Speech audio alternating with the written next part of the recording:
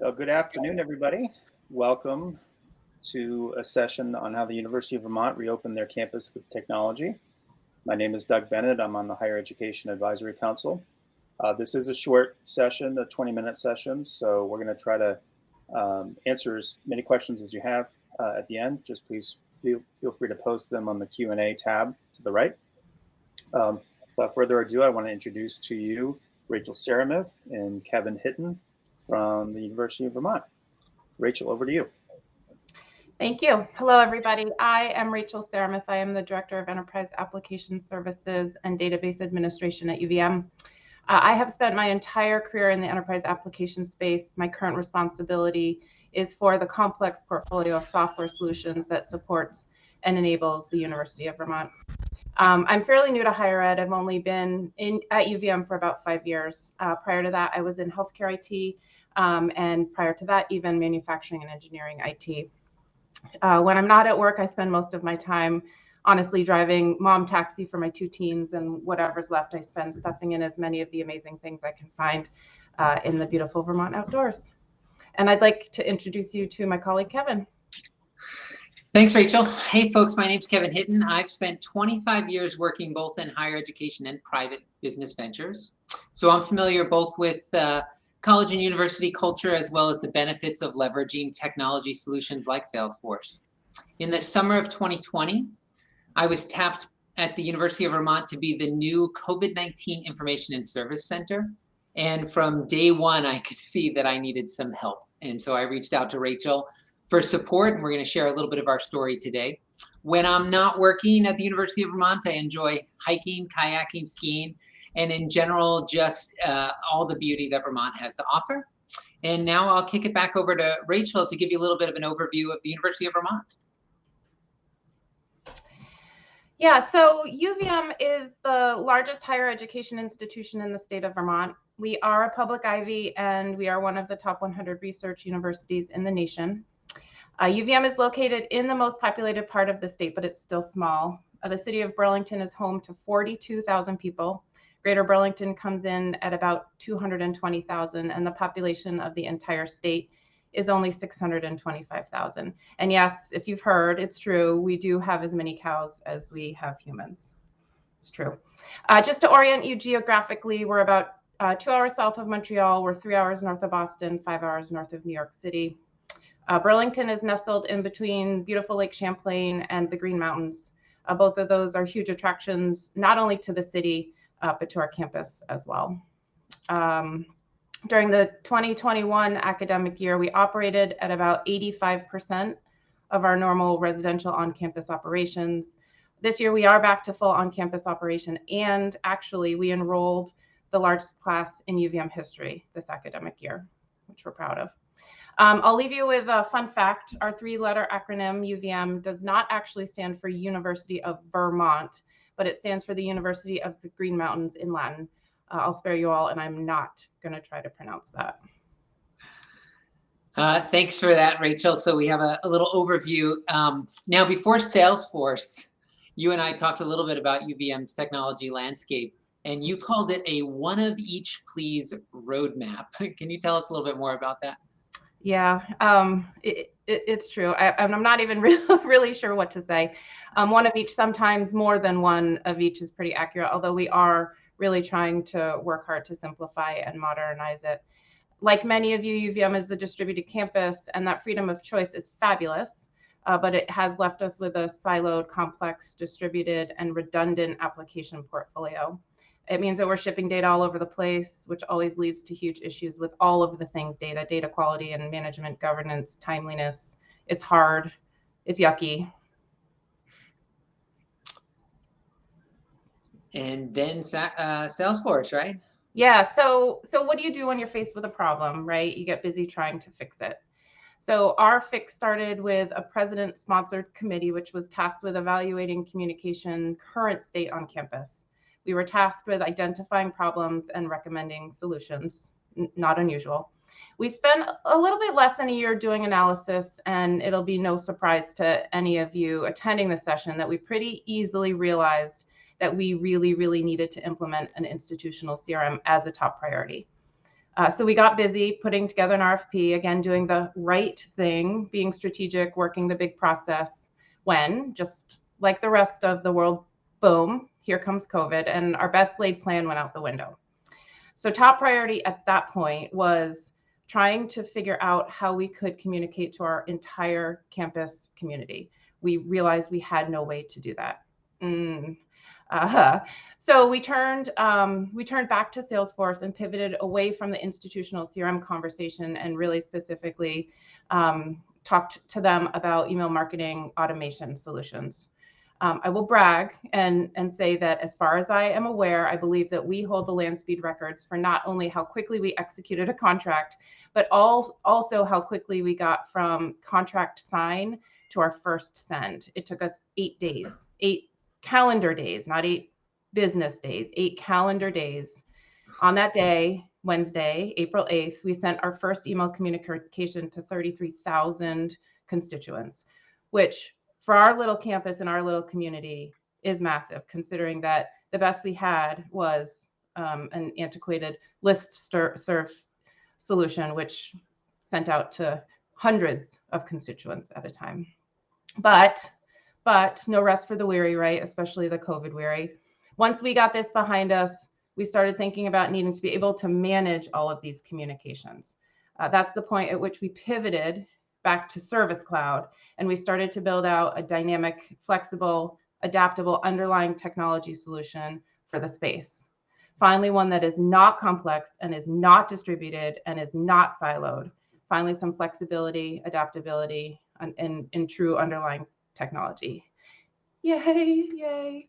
So now to tell us more about the COVID Information Center, which was the first Service Cloud service center that we built, I will turn it back over to you, Kevin. Yeah, thank you. So what is the COVID Information and Service Center? I didn't even really know what it was when I was asked to lead it.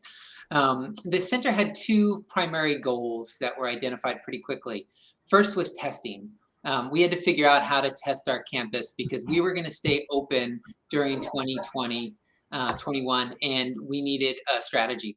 The second was answering a diversity of questions related to COVID, quarantine, health, safety. There was a lot of anxiety. People had a lot of questions. I and my team inherited what I called the email.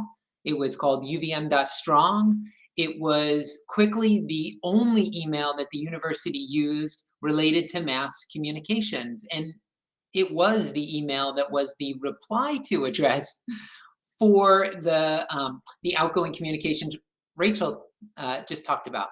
So in early conversations, I joked with Rachel and I said, hey, if you have the ability to effectively email 32,000 people, wouldn't it make sense that you would need the same world-class customer service tools to be able to respond to the emails and phone calls generated with that type of a communication?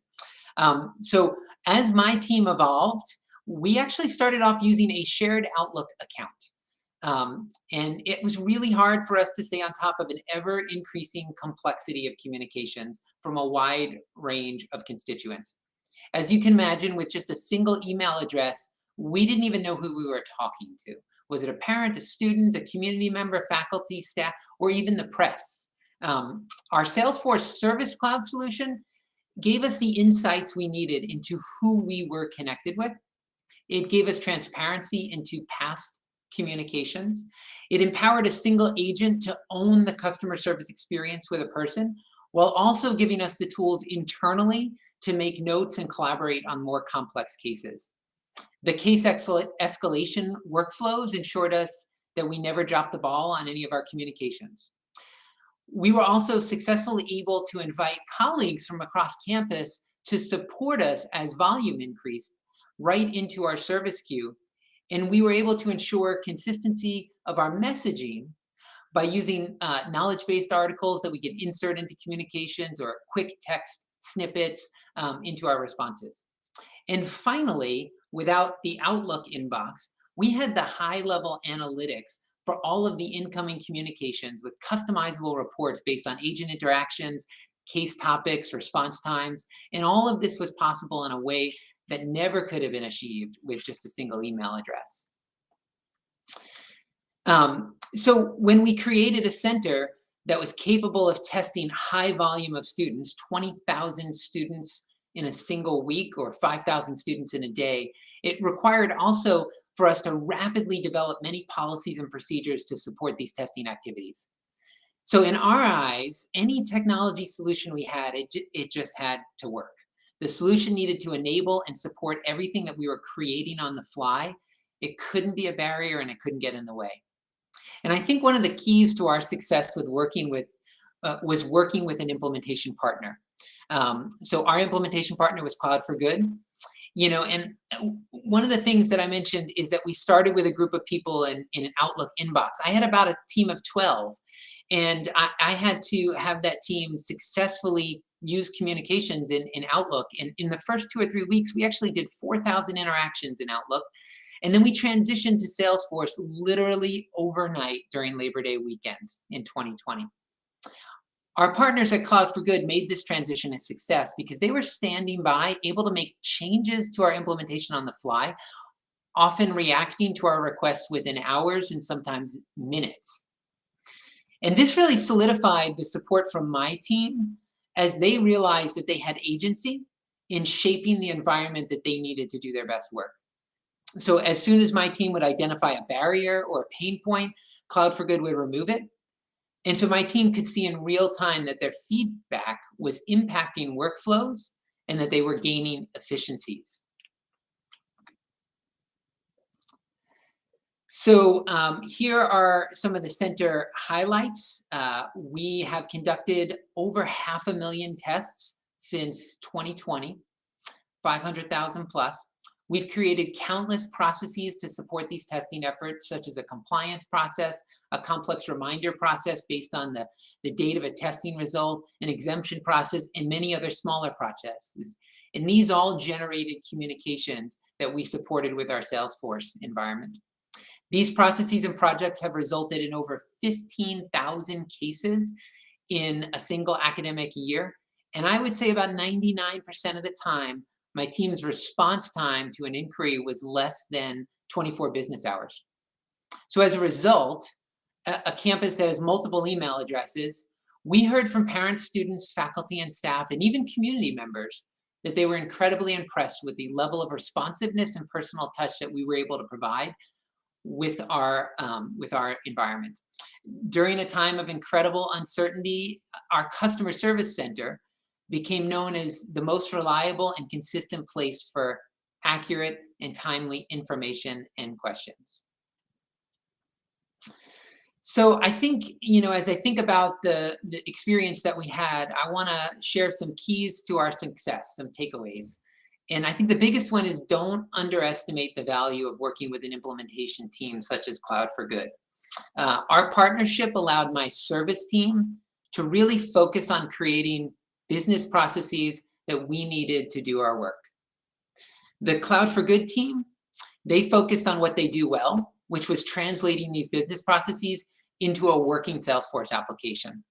And then finally, Rachel and her team at the institution were able to worry about the more complex technology stuff inherent when you're integrating an application like Salesforce into an existing technology portfolio, such as a one of each, please. So each of the players had sort of a key role in the success of this implementation.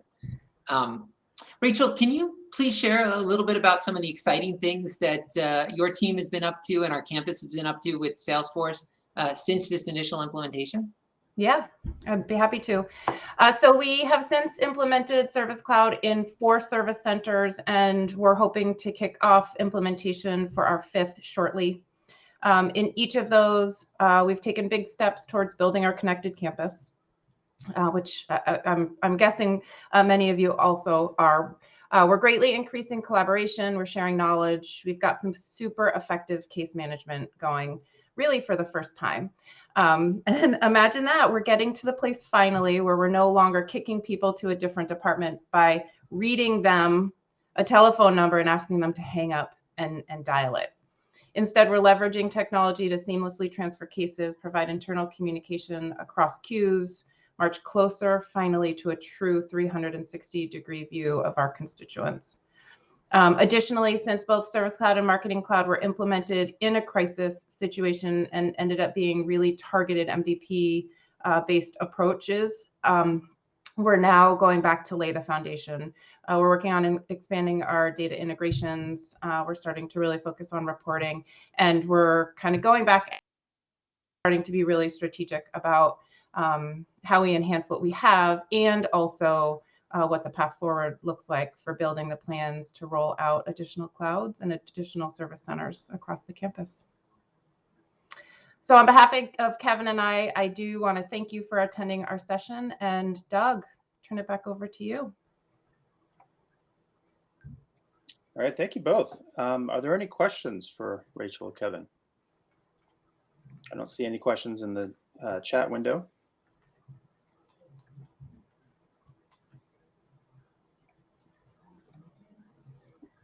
All right, well, don't take it personally, Rachel or Kevin. It's not because we're sick of COVID, but we are. All right, well, thank you very much, both of you. Now, what's next? You guys can head back to the main stage or look at your agenda for the next session. I think we have another some sessions starting in about 10 minutes. You can join the networking table to speak with others, or of course, visit our sponsors in the booth tab. Thank you all and have a great day.